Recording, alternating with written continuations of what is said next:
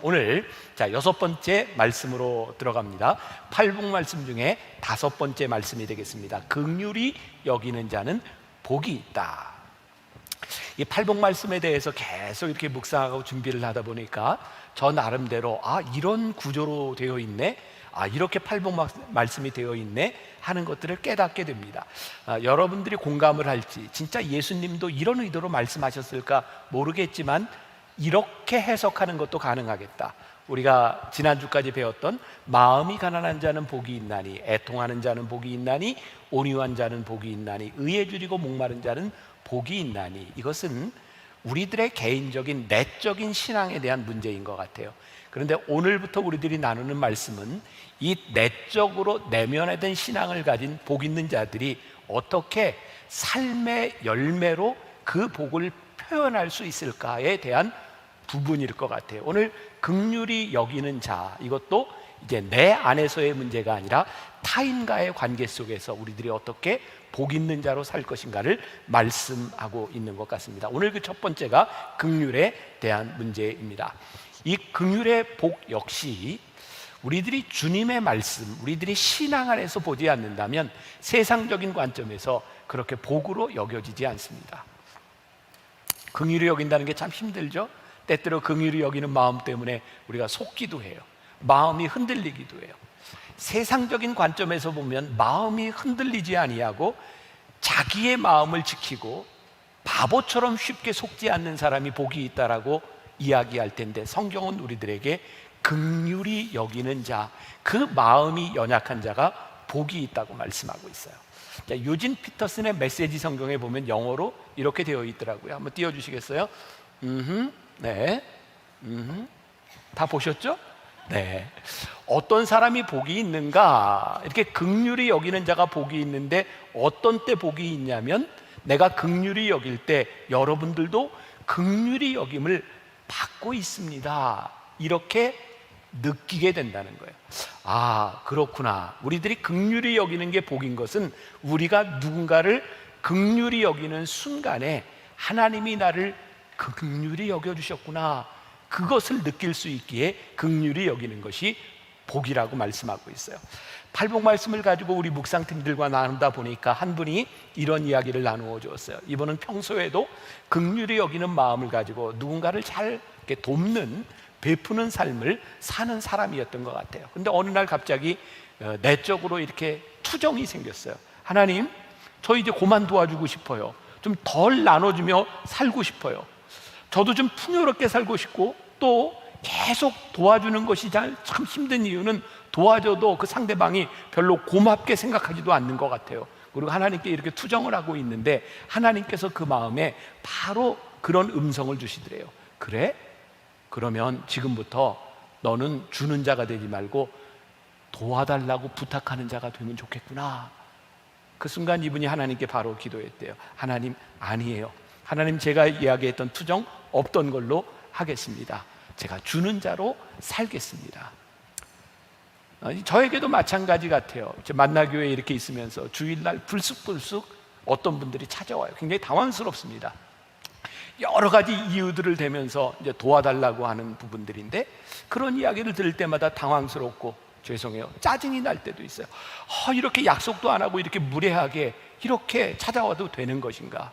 그런데 오늘 저에게도, 우리 만나교회에게도, 담임 목사님 저에게도 이렇게 물으실 것 같아요. 그래, 너 어디 가서 도와달라고 하는 그런 인생이 되겠니? 아니면 누군가 찾아와서 도와달라고 할 때 그것을 하나님의 축복으로 받는 인생이 되겠니? 여러분들 가족들 중에 여러분들을 힘들게 하는 사람이 꼭 있어요. 그 한 사람 때문에 온 가족이 다 힘들어요. 왜 우리는 저 사람 때문에 저렇게 힘들어야 되나? 그런데 가만히 생각해 보면, 그렇게 문제를 일으키고 도움을 받는 사람, 그 사람을 부러워할 것이 아니라, 그래도 내가 도와주고 긍휼히 여길 수 있는 것이 하나님이 나에게 주신 축복이구나 라는 것을 깨닫는 것이 우리들에게 얼마나 큰 복이 되겠습니까? 또 하나의 긍휼히 여긴다고 하는 이 말씀을 이렇게 묵상하면서 깊은 통찰을 하나 갖게 되는데, 이 긍휼이라고 하는 것은 옳고 그름에 대한 문제나 정의나 정의롭지 못한 이런 문제가 아니라는 거예요. 존 메가더 목사님이 팔복이라고 하는 책에서 긍휼, 용서, 사랑, 공의의 관계를 이야기하고 있는데, 먼저 긍휼과 용서의 관계에서 이런 글을 쓰고 있어요. 제가 좀 읽어드릴게요. 긍휼은 용서 뒤에 있다. 긍휼과 용서는 단짝이다. 우리는 용서로 표현되지 않는 긍휼을 생각할 수 없으며, 긍휼에서 근원하지 않는 용서도 생각할 수 없다. 그러나 용서는 긍휼의 유일한 표현이 아니다. 긍휼은 용서보다 훨씬 더 큰 개념이며, 용서는 긍휼의 한 행동이다. 말이 어렵죠? 여러분들 표정을 보니까 읽었지만 전혀 이해가 안 되는 표정이에요. 긍휼은 용서보다 더 큰 것이고요, 긍휼히 여기는 마음을 가질 때 용서라고 하는 것이 우리들 속에서 나오는 하나의 행동이에요. 다시 말하면 우리들이 용서하지 못하는 것은 우리들에게 긍휼의 마음이 없다는 거죠. 긍휼의 마음이 있을 때 용서하게 되고, 그 용서로 인하여 또 긍휼의 여김을 가지게 되고, 이 선순환이 우리들의 삶에서 이루어지는 것, 이것이 우리들에게 큰 축복이다. 또 긍휼은 하나님과 관계된 것이죠. 우리가 누군가를 긍휼히 여긴다고 하는 것은 하나님과 관계된 삶, 하나님을 믿는 우리들에게서 나오는 것이기 때문에 그래요. 그러니 우리가 하나님을 믿는다고 하면서 우리들이 예배를 드리고 하나님을 찬양한다고 하면서 우리들에게 긍휼한 마음이 생기지 않는다면, 어쩌면 하나님과 관계가 없는 사람이라는 것을 반증하고 있는 것일지 몰라요. 또 이 긍휼과 사랑의 관계에 있어서 존 메가더 목사님은 이렇게 이야기합니다. 사랑은 긍휼보다 훨씬 더 큰 것입니다. 긍휼은 어떤 문제를 전제하고 있지만 사랑은 문제가 아니어도 우리들에게 주시는 더 큰 개념이기 때문입니다. 이 사랑과 긍휼, 용서, 이것이 우리들의 삶을 얼마나 복되게 하는가. 자, 다시 이 긍휼은 흑백 논리로 옳고 그름에 대한 문제로 따질 수 있는 것이 아니다라는 거예요. 어제 제가 토요 예배 설교를 하면서도 제가 이 말씀을 1년 전에 이렇게 준비해 놓고 이렇게 팔복 말씀 시리즈를 쭉 읽고 있는데, 어제가 8.15 광복절이었잖아요. 하나님께서 이 부분을 생각하시도록 1년 전에 우리들에게 이런 통찰을 주셨구나 라는 생각이 들어요. 제가 조금 이야기를 할게요. 우리 역사에 있어서 잘 알려진 이야기죠. 우리 윤동주 시인에 대한 이야기 여러분들 많이 듣고 압니다. 윤동주 시인은 신사참배를 반대하기 위해서 만주로 갔던 사람입니다. 여러분, 우리의 선각자들 중에, 많은 애국지사들 중에 신사참배에 굴복하지 아니하고 만주로 혹은 학교를 포기했던 많은 사람들도 있어요. 우리 100세를 살아보니의 주인공 김형석 교수님 아시죠? 이분의 글입니다. 이분이 100세를 살면서 경험한 거예요. 이분이 평양에서 학교를 다닐 때 숭실학교를 다녔는데, 그 당시 교장이었던 그 선생님이, 그리고 교사들이 신사참배 문제를 가지고 기로에 서게 되었답니다. 교장을 그만두고 이 문을 닫을 것인지 아니면 신사참배를 할 것인지. 그런데 그 당시에 그 평양에 있던 우리 민족 지도자들 중에 500여 명이 모여서 이 한국 학생들을 일본 사람들이 가르치는 학교에 보낼 수 없으니 우리들이 민족 학교를 지켜야 된다고 하는 결의들을 하게 되었던 거예요. 신사참배하는 날이 다가왔고, 교장 선생님은 맨 앞에 서고 그 뒤에 교사들이 서고 학생들이 서서 고개를 숙입니다. 신사참배하는 거죠. 그때 김영석 교수님은 고개를 숙이고 경례를 하고 얼굴을 드는 교장 선생님의 얼굴에 흐르는 눈물을 보았어요. 눈물이 번복된 그 모습을 보게 되었어요.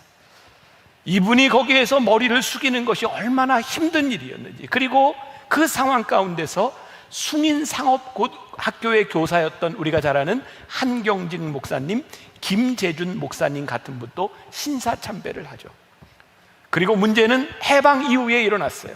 소위 재건파 장로교라고 하는 데서 일제치하에 신사참배를 했던 목사님들, 목사의 자격이 없다. 그 목사님들 신사참배를 한 교회에 다니는 그 교인들에게는 구원이 없다. 그러니 가지 말라고 가족 간 안에도 재건파와 그렇지 못한 교회들 사이에 싸움들이 일어나기 시작했어요. 이번 광복절에도 우리 민족의 큰 아픔이죠. 또 우리는 갈라졌고, 또 우리는 친일과 반일이라고 하는 땅 나누어진 옳고 그름이라고 하는 잣대를 가지고 사람들을 비난하고 있어요. 하나님께서 이 민족에게 주시는 큰 축복이 있다. 우리 민족의 상처 가운데 긍휼한 마음이 들어서 옳고 그름에 대한 문제를 넘어서는 하나님의 사랑이 우리 민족에게 들어오기 시작할 때, 저는 어쩌면 일제시대에 순교를 당한 그분들도 참 귀하지만 어쩌면 믿음을 지키며 살아내야 됐던 그 시간들도 얼마나 큰 아픔이 있었을까. 이것들이 우리들의 눈에 들어오기 시작할 때 우리의 갈등들이 치유될 수 있는 것은 아닐까. 여러분, 앤토 슈샤쿠의 침묵이라고 하는 소설을 아시죠? 스페인에서 왔던 선교사가 그 교인들을 위하여, 그들의 생명을 위하여 배교의 순간에 맞닥뜨리게 되죠. 예수님의 그림을 앞에 놓고 이것을 밟고 지나가면 저 사람들을 다 살려주겠느라고. 그때 예수님께서 그분의 마음속에 이야기하죠. 밟아라, 내 얼굴을 밟아라. 주님의 얼굴을 밟는 것이 단순한 배교가 아니라 그들의 목숨을 살리기 위해서 눈물을 흘리며 밟았던 그 마음들도 우리들이 헤아릴 수 없는 것일까.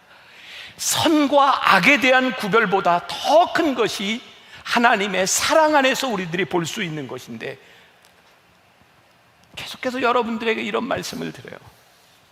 예수님이라면 어떻게 하셨을까? 제가 지난주에도 그런 얘기했죠. 제가 만나교회에서 성경 공부 참 열심히 많이 할 때 결국 종착점에 가면 말씀을 배웠던 사람들의 질문이 다 그렇습니다. 그럼 어떻게 하는 것이 말씀대로 사는 것입니까? 그때 제가 이런 대답을 했었죠. 예수님이라면 어떻게 하실까를 생각해 보세요. 그러면 우리들이 말씀대로 살아갑니다. 그때 제가 성경 공부를 하던 가르치던 시절에 제약회사에 다니던 한 집사님이 계셨어요. 그분이 성령의 열매라고 하는 말씀을 가지고 이렇게 성경 공부를 할 때였는데, 예수님이라면 어떻게 하실까?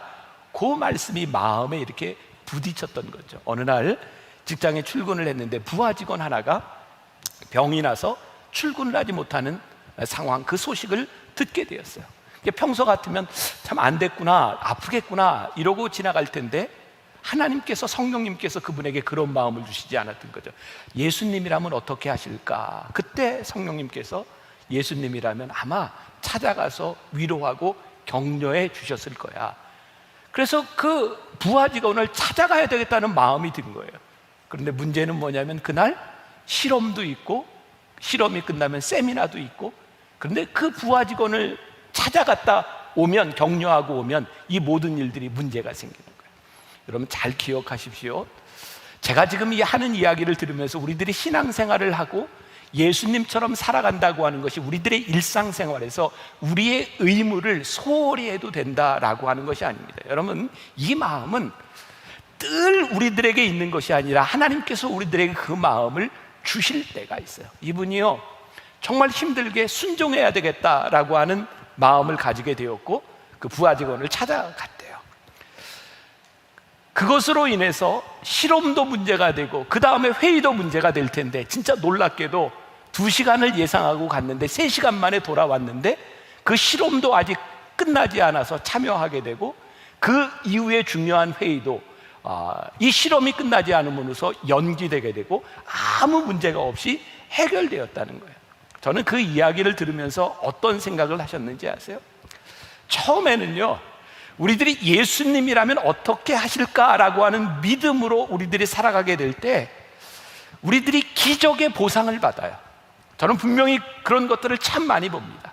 우리의 신앙이 열릴 때 하나님의 뜻을 따라가는 것이 얼마나 가치 있는 일인지를 보여주시기 위해서 하나님께서 우리들에게 보상을 주시는데요, 시간이 지나가면 우리의 믿음이 자라나면 우리에게 찾아오는 보상에 대한 문제가 아니라 예수님이라면 어떻게 하셨을까라고 하는 그 긍휼의 마음이 우리들에게 복이라고 하는 것을 깨닫게 하셔요. 어쩌면 예수님이라면 어떻게 하셨을까라고 하는 이 행동들 때문에 우리에게 보상이 찾아오는 것이 아니라 우리들의 인생을 더 힘들게 할 수도 있어요.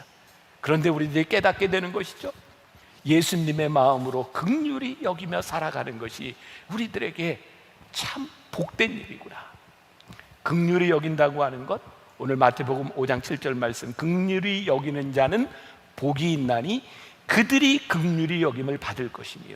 가만히 생각해 보니까 이 말씀이 2 문장으로 나누어지고 주어가 다른 것 같아요. 긍휼히 여기는 것, 너희가 사람들을 긍휼히 여기면 하나님께서도 너희를 긍휼히 여길 것이다. 이게 축복인 거예요. 너희가 긍휼히 여기면 하나님께서도 너희를 긍휼히 여길 것이다. 긍휼히 여긴다고 하는 말이 인자하다, 불쌍히 여기다 이런 말이에요. 사람과 사람과의 관계에서 특히 불행하고 어렵고 힘든 사람에 대하여 우리들이 불쌍히 여기는 마음, 자비로운 마음. 저는 오늘날 우리 한국 교회, 아니 모든 교회에 우리들이 살고 있는 이 사회 가운데 우리들이 긍휼함을 잃어버리기 때문에 생명을 잃어버리고 있구나라는 생각이 들어요. 자, 제가 지금 이야기하는 게 또 굉장히 힘들고 논란의 여지가 있는 이야기예요. 지금 교계 안에 제일 큰 이슈가 되는 것은 차별금지법을 막자고 하는 겁니다. 자, 차별금지법은 포괄적으로 이 사회에서 일어나고 있는 차별에 대해서 우리들이 차별하면 안 된다는 겁니다. 기본적으로 차별을 금지한다고 하는 것에 대해서는 우리들이 이의를 달 필요가 없습니다. 그런데 이 안에 들어있는 사람들에게 잘 알려지지 않는 성적 소수자 혹은 동성 연애자들에 대한 그런 문제들이 들어가면서 우리 기독교인들이 또 차별금지법이라고 하는 법이 만들어짐으로 인해서 나타날 부작용들에 대해서 교회와 크리스찬들이 많이 염려를 하고 있어요.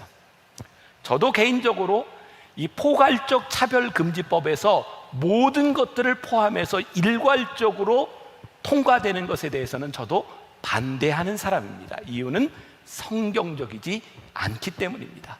그런데 우리들이 좀 더 깊은 것을 생각해 볼 필요가 있다. 왜 이 사회 가운데서 차별금지법이라고 하는 것이 나오고 하나님을 알지 못하고 하나님을 아는 사람들 사이에 이런 갈등의 문제들이 일어나게 되었는가? 제가 이런 설교를 하다 많은 공격을 받았어요. 제가 참 곤란해질 때가 많이 있어요. 저는 예수님이라면 어떻게 하셨을까? 이 문제는 동성 연애 때문에 성적 소수자에 대한 문제로 불거진 부분이에요. 성경은, 하나님은 우리들에게 동성 연애를 허락하시지 않습니다. 성경은 그것은 죄라고 명백하게 말씀하고 있습니다. 그런데요, 우리들이 죄와 죄인 혹은 죄를 지은 사람, 그것으로 인하여 아파하는 사람들을 분리하지 못하는 것 같아요.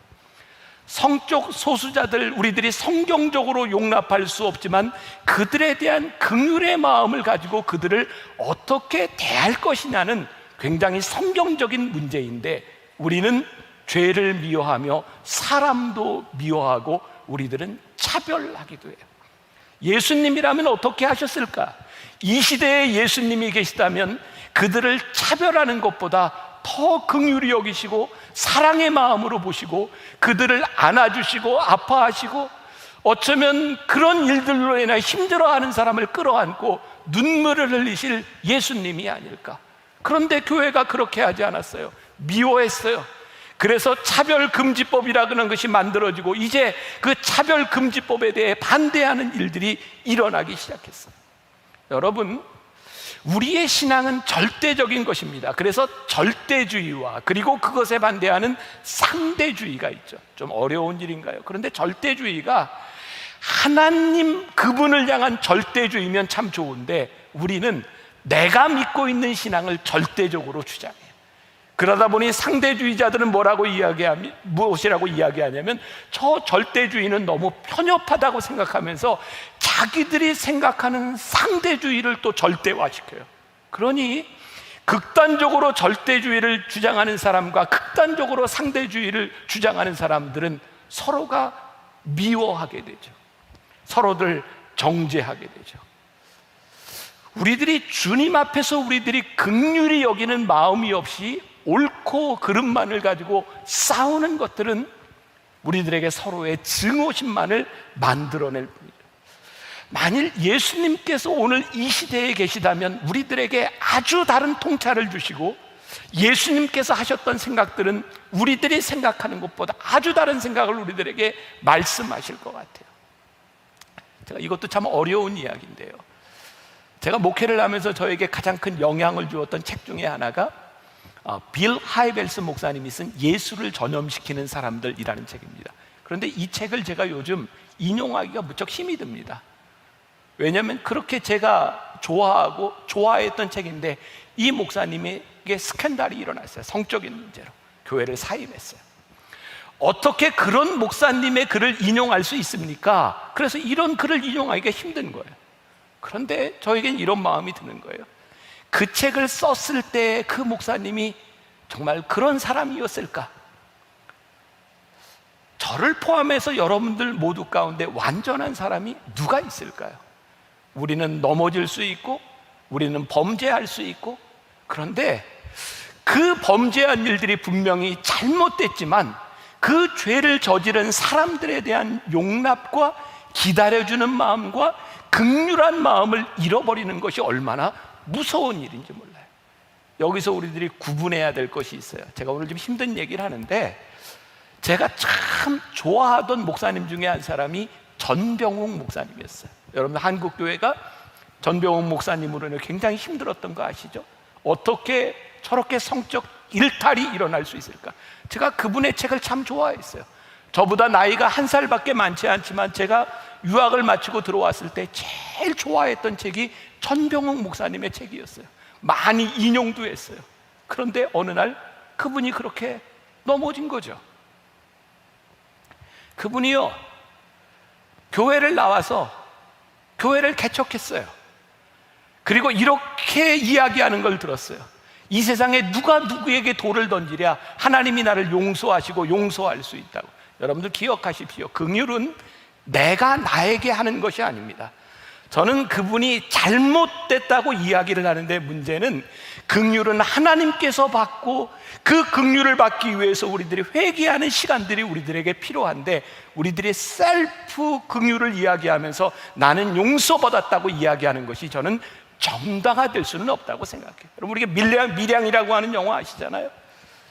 자기 아들을 죽인 범인을 그것 때문에 힘들어하던 전도연이라고 하는 배우가 그 사람 용서하려고 교회에 가서 기도하고 그렇게 힘들게 용서하려고 찾아갔는데, 교도소에 있는 그 범인이 뭐라고 이야기해? 너무나 평안한 모습으로 하나님이 나를 용서하셨다. 여러분, 긍휼은요, 내가 나에게 나의 죄에 대해서 셀프로 베푸는 것이 아니라 하나님의 사랑으로 인하여 우리들이 긍휼히 여기는 마음들이 드는 것이 긍휼이에요. 그리고 하나님의 마음이 우리들 속에 들어와서 누군가를 향해 긍휼의 마음을 우리들이 보여주는 것이 복된 일이에요. 이 빌 하이벨스 목사님이 예수를 전염시키는 사람들이라는 책에서 그런 이야기를 해요. 누가복음 15장에 보면 예수님께서 세 가지의 비유를 계속해서 말씀하시고 있다. 굉장히 이례적인 일입니다. 예수님은요, 비유를 말씀하시고 왜 이 비유를 말씀하셨는지 설명을 하셨어요. 그런데 누가복음 15장은 비유를 연달아 세 개를 계속 말씀하세요. 하나가 잃은 양의 비유입니다.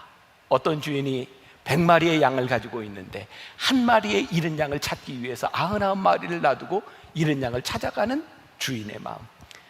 동전의 비유입니다. 10개의 동전을 가지고 있는 사람이 하나가 떨어진 그 동전을 찾기 위해서 애쓰는 마음. 그리고 세 번째 이야기가 돌아온 탕자에 대한 이야기죠. 아버지를 배신하고 떠나간 아들을 끝까지 기다리는 아버지의 마음. 이 세 가지의 비유를 말씀하시고 예수님께서 그 말씀을 듣고 있던 바리새인들과 사두개인들과 서기관들과 군중들과 예수님의 자녀들을 바라보셨어요. 이것이 아버지의 마음이란다. 다수결의 논리가 아니라 한 영혼을 아파하며 끝까지 기다리던 긍휼과 자비의 마음, 그것이 아버지의 마음이란다. 예수님께서 우리들에게 그 마음을 전하고 싶으셨어요. 지난해 저희 교회 선교팀들이 뭄바이에 인도에 있는 선교사님들 위로하러 갔습니다. 생각보다 물가도 비쌌고요, 뭄바이라고 하는 곳에 많은 선교사님들이 모인 것도 아닌데 우리 교인들이 이렇게 많은 헌금과 이렇게 많은 사람들이 가서 이렇게 많은 노력을 우리들이 해야 되는가, 그런 의구심이 들 정도였어요. 근데 거기에 있는 동안 이 뭄바이라고 하는 지역에 40도가 넘는 이 더위 가운데서 그 선교사님들이 여기서 살고 있다는 것과 그분들이 많은 질병을 가지고 또 마음의 병을 가지고 찾아와서 진료를 받고 함께하는 시간 가운데 하나님이 깨닫게 하신 것이 뭐냐면 돈으로 계산하지 말라는 거였어요. 그리고 그 선교사님들을 바라보며 긍휼히 여기는 마음이 들기 시작할 때 함께 갔던 우리 선교단원들이 그런 고백을 하기 시작했어요. 이상하죠? 그분들에 대한 긍휼한 마음이 드는데 왜 내가 하나님께 긍휼을 받고 있다는 마음을 주시는지 많이들 울기 시작했어요. 내가 누군가를 긍휼히 여길 때 하나님이 나를 긍휼히 여기고 계시는구나. 그리고 지금 이 원고를, 오늘 여러분들과 나누는 이 원고를 저는 뭄바이 호텔에서 1년 전에, 1년도 훨씬 전에 이 원고를 쓰고 있었어요. 그때 그 마음이 저에게 있어요. 2년 전 저희가 태국에 있는 선교사님들 위로하러 갔을 때였어요. 그날 저녁 제가 말씀을 전하려고 있다가 기다리는 중에 제가 평소에 가지고 있던 병이죠, 공황장애가 갑자기 왔어요.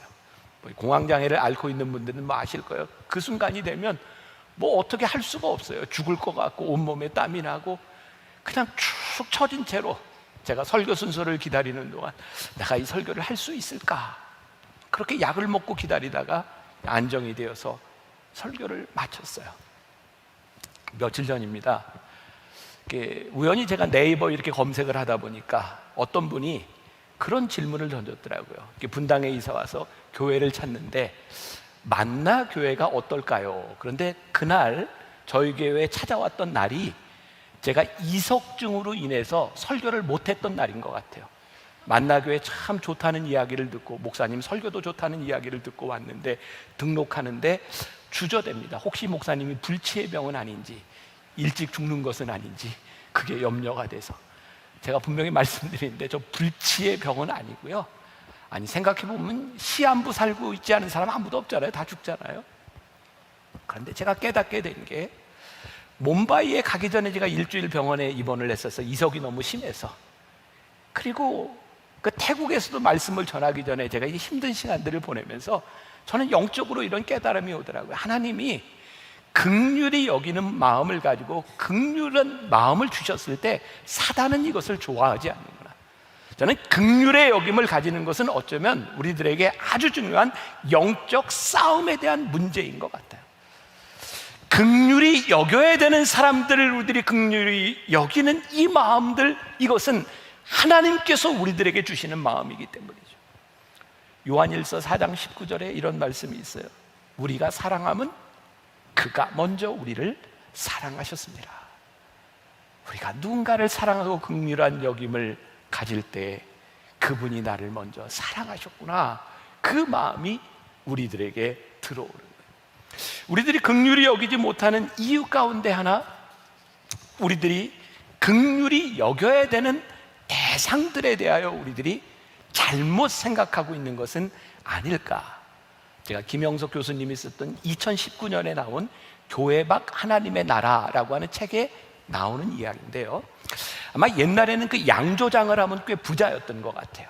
이 교수님이 알고 지내던 그 마을에 양조장을 하고 있던 어떤 아버지가 세상을 떠나면서 아들 둘에게 많은 재산을 남겨줬어요.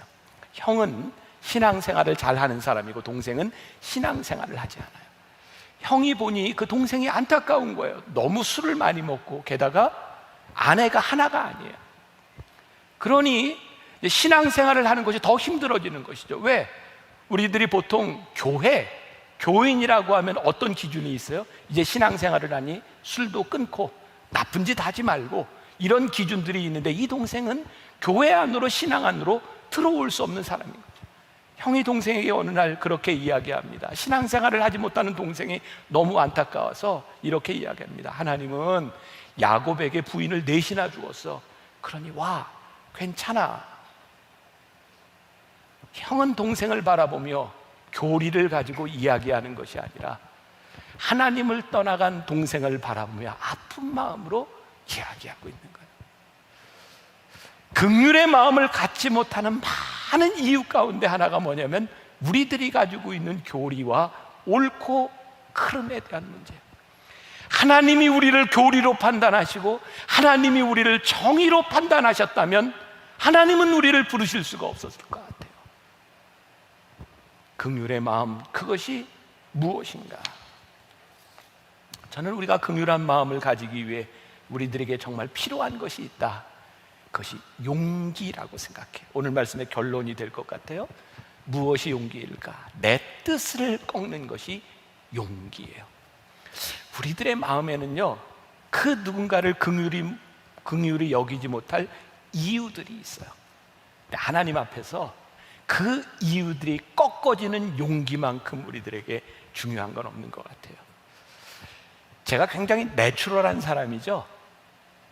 안 해도 될 이야기를 굳이 하고 오늘 또 그 이야기를 하나 좀 하려고 그래요. 잘 이해하고 들어주세요. 이 이야기가 필요하겠다는 생각이 들었고, 혹시라도 이 이야기를 통해서 누군가에게 상처가 되지 않았으면 좋겠다. 제가 이야기하는 속뜻을 좀 잘 파악했으면 좋겠어요. 벌써 한 달이 지났죠. 한 달도 훨씬 지났네요. 저희 교회에서 2주 동안 하박국 말씀을 가지고 특별 새벽 기도회를 할 때입니다. 그때 아마 참여했던 분들은 기억을 하실 거예요. 여기서 우리 찬양을 하고 있던 우미셸 전도사 아시죠? 이렇게 찬양하는 모습을 보니까 이렇게 손을 들고 찬양하는데, 이렇게 여름이니까 반팔을 입고 여기에 이렇게 밴드를 했어요. 반창고를 붙였는지. 그 우미셸 전도사가 아마 젊은 시절에, 지금도 젊지만 어렸을 때 여기에 이제 문신을 했는데, 찬양하면서 이렇게 문신한 손이 드러나는 거, 그걸 감추려고 여기다 밴드를 했어요. 근데 그날 제가 밑에 앉아 있는데 하나님이 저에게 그런 마음을 주셨어요. 자유했으면 좋겠다. 이 모습, 여기에 문신을 가진 모습을 가지고 하나님을 찬양하는 그 손이 사람들에게 어떻게 비치는가? 하나님이 이 사람도 이 손으로 찬양할 수 있는 것이 참 복된 일이구나. 그래서 제가 그날 새벽에 자유해, 그리고 이거 가리지 마, 그렇게 이야기를 했어요. 그리고 이제 가리지 않고 이렇게 찬양을 하는 중에, 이제 여러분들은 잘 모르니까 어떤 분이 저에게 와서, 목사님, 저거 이렇게 문신이 보이는 거 참 좋지 않습니다. 저거를 가리면 좋겠습니다. 근데 제 마음 가운데는 제 속에 있는 정의가 있는 거예요. 뭐냐면, 하나님의 마음으로 보니 저것은 자유해야 될 부분이고 우리들이 용납해야 될, 아니 우미셸 전도사뿐만 아니라 우리의 자녀들에게도 동일하게 일어날 수 있는 일들에 대해서 우리들이 용납해야 된다는 생각이 들었어요. 그게 제가 가지고 있는 정의에 대한 문제인 거죠. 제가 하나님의 마음이라고 생각했지만, 그런데 저에게 와서, 목사님, 저걸 좀 가렸으면 좋겠어요. 저 문신을 볼 때마다 혹시 우리 아이들이 예배를 드릴 때 예배가 잘 되지 않을 수도 있고 저게 덕스럽지 못한 것 같아요.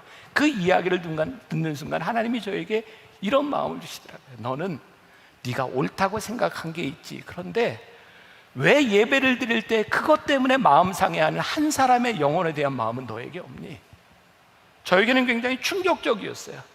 저는 예수님의 마음이라고 생각하고 이것이 옳다고 생각했는데, 그것이 받아들여지지 않는 한 사람의 영혼을 향한 내 마음, 그것은 무엇이었는가?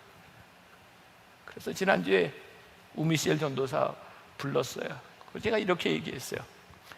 나는 네가 자유했으면 좋겠는데, 이거 문신 하나 때문에 예배가 힘든 분이 있다면 내가 이거 안 보이게 좀 잘 가려봐. 이렇게 반창고 이런 거 하지 말고 여기다 화장을 하든지 한번 좀 잘 가려봐. 저에게 많은 생각을 하게 하는 것이었어요. 우리는 주님의 마음을 이야기한다고 하면서도 결국은 내 속에 내 정의와 내 옳음으로 인하여 그것을 우리들이 받아들이지 못하는 것들이 참 많이 있구나. 긍휼은 내 뜻을 꺾을 수 있는 용기구나. 제가 군생활 마지막을 대전 통합병원에서 근무를 해서 1년 근무했어요. 그 병원은 간염 전문 병원이었어요. 군인들 중에 반은 간염 환자들이고요, 반은 대개 이제 척추 환자들이었어요. 간염 환자들이 입는 환자복과 일반 옷을 입는 환자들이 달랐어요. 제가 주일날 예배를 인도하면 이렇게 양쪽에 간염 환자들과 일반 환자들이 이렇게 앉아서 예배를 드려요. 꽉 차서 예배를 드리고 이렇게 나갑니다. 그때 우리 아이들이 4살, 2살이었습니다. 간염 환자들이요, 나가면서 우리 애들을 이렇게 쓰다듬어줘요. 예쁘다고. 그게 힘든 거예요. 그리고 저는 이렇게 악수를, 간염 환자들이니까 가능하면 접촉을 피하라고 하니까 이렇게 인사를 했는데 굳이 와서 제 손을 잡아요. 쉽지 않았습니다. 그때 제가 여러분들 잘 아는 데미안 신부에 대한 책을 읽고 있었어요. 데미안 신부가 하와이 몰라카이 섬에 선교하러 가죠. 나병 환자들을 위해서. 나병 환자들이 마음의 문을 열지 않습니다. 너는 우리와 다른 사람이라. 그래서 데미안 신부가 하나님께 기도합니다. 하나님, 저에게 나병을 주세요. 그리고 나병에 걸렸고, 그때 데미안 신부는 비로소 몰라카이 섬에 있는 나병 환자들에게 복음을 전하기 시작합니다. 하와이에 가면 데미안 신부님의 동상이 있어요. 하나님께서 저에게 그런 마음을 주셨습니다. 내가 그들을 긍휼히 여길 수 없다면 너도 간염에 걸리면 좋겠다. 제가 그때부터 간염 환자들과 함께 같은 그릇에 수저를 놓고 같이 밥을 먹기 시작했어요. 작은 부분일 수 있습니다. 그런데 저는 살아오면서 그게 제 목회의 복이더라고요. 내가 받아들이지 못하는 것 때문에 멀리하는 것이 아니라 내가 긍휼히 여기는 마음을 가지고 함께 할 수 있는 것이 나에게 복이더라고요. 오늘 예수님께서 우리들에게 이렇게 말씀하셨습니다. 너희들이 긍휼을 베풀 때 너희가 하나님의 긍휼을 받고 있는 것을 알게 될 거야. 그게 너희에게 축복이야. 긍휼히 여기는 자는 복이 있나니 저희가 긍휼히 여김을 받을 것이며, 이 복이 오늘 말씀을 듣고 있는 여러분들 모두에게 임하시기를 주님의 이름으로 간절히 축원합니다.